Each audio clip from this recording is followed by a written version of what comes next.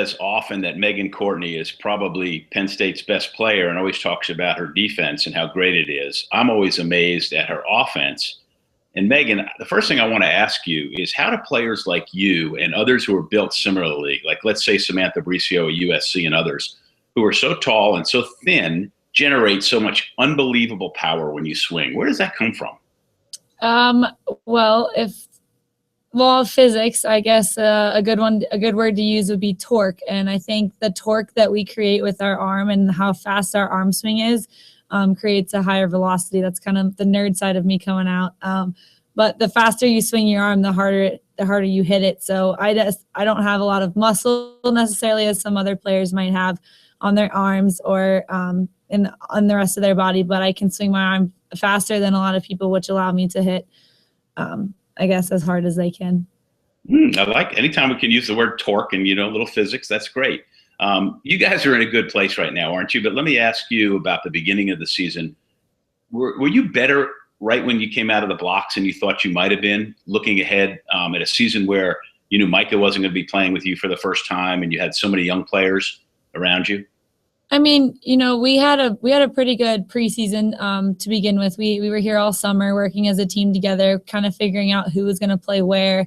And it wasn't really until the Stanford game and the Colorado game that we were really challenged as a team. And I think when we kind of saw that we were just as good and we were kind of the top caliber teams that we've always been at Penn State, we were able to kind of put it together and get a little confidence in us because, going up against a great team like Stanford and being able to beat them 3-0, the crowd was obviously helpful, but it just shows us as a team what we're capable of. And I think we kind of have been building off of that. And we kind of have to remind ourselves that later on in the season that, hey, like we have had really good wins earlier in the season. So it's time to make them happen later on in the season. Yeah, I was there that night. That was an incredible atmosphere. 6,000 plus. The place was crazy. And it was like a late NCAA tournament kind of performance for you guys. But in the course of the ebb and flow of a Big Ten season where every match you have to be so open for business. And then, of course, there are things to factor in like injuries. Of course, your ankle being one of them for a while. Tell me how the team rode through that, which was, a little mini slump, if you will. I think the team played great. They went 4-0, and it just shows that I don't have to be playing, or they have confidence in each other and not just in me, or have to rely on me or whoever the person may be, or Haley or Allie or whoever, that any given night, anyone on our team can step up and have a big night. And it's just a matter of putting that all together and all of us having quote unquote big nights, if you could say, and just playing as a team. I think we had a lot of team wins. I think the Michigan game was a really tough one to be able to sit on the sidelines and watch because I can't really do much but from there. But I thought that the team had a collective fight that we haven't had the entire season. We've never really pushed ourselves to those kind of extremes and be able to come out on top. Well, let me argue with you about one thing. Ultimately, you do have to play for Penn State where you want to go. During this stretch, I thought Allie Franti, of course, is a fantastic freshman last year. She's really, really good as a sophomore. And if you'd talk a little bit about her, and then also Haley Washington. Last week I got to see you guys against the first Ohio State match. What a quirk in the schedule where you play them back to back, like that in just a few days. But she hit a couple of balls where you should have got 2 points for them. If you would just talk about them as teammates and the way they're playing right now. They're both crazy girls. They have bubbly personalities, so they're fun off the court, but on the court, playing with them is the same. It's just, they have a lot of energy, they have a lot of enthusiasm, and they're ready to go. And when they're clicking, it's almost like I like to sit back and relax and kind of watch them do their thing because they put on a show. Both of them are capable of doing so, and I think, like you said, Haley hit a couple balls that are just unblockable and undiggable. So good thing she's on the Penn State team and I'm on that team as well. So it's good to have her and Allie on my team for sure. Okay.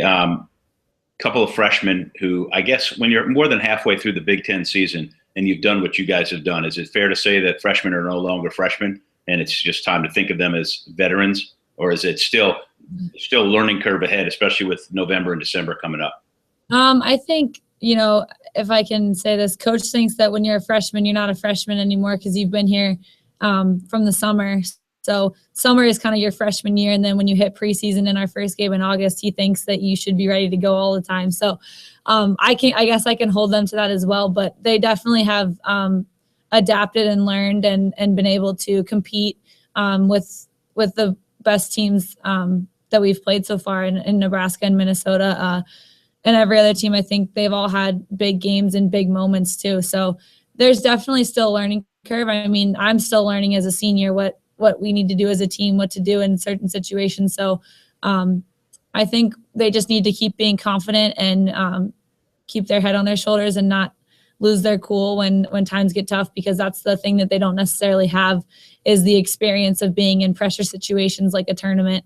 When you're in the NCAA tournament playing at the Final Four and you're down 2-1 or whatever the situation may be, they don't have that experience. But we try and create that atmosphere and practice the pressure situation. So they're pretty used to it by now. Okay, well, we'd almost gotten through the whole interview without mentioning him, and you said coach. So let's just spend the next hour talking about Russ Rose and telling stories. No, not really. I'm just talking about this. Tell me, if I say to you, Penn State's going to win the national championship, which would be for the third straight time, which isn't a bad way to finish a career like yours, fill in the blank, why? Team effort, grind, 100% committed. Anything team oriented. I don't think we have one player that can win us a national championship. I think we need all 6 people firing on all cylinders, everyone on the bench, every coaching staff, all of us need to be on our game because the conference is really good and there's teams out there in the Pac-12 or in the Big 12 or whatever conference they are that are really good as well. So we need to be firing on all cylinders in order to win. Well, I like your chances, and you're not only one of my favorite players, but a fantastic interview. And I thank you so much and look forward to the end of your season, which turns out to be the end of your career, and we'll go from there. All right. Thank you.